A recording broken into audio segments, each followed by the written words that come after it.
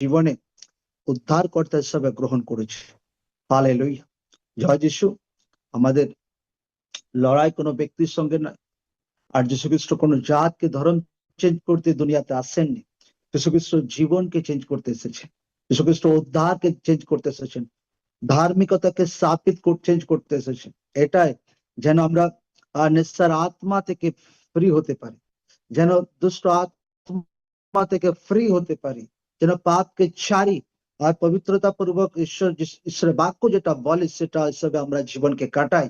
এই ধার্মিকতাকেই যীশু খ্রিস্ট স্থাপিত করতে এসেছিলেন এবং যেন স্বর্গে এন্টার করতে পারি। এইটাই। এতে কিসের ধর্মের কথা আছে, কিসের রিলিজিয়াসের কথা আছে? কিছুই নাই এতে।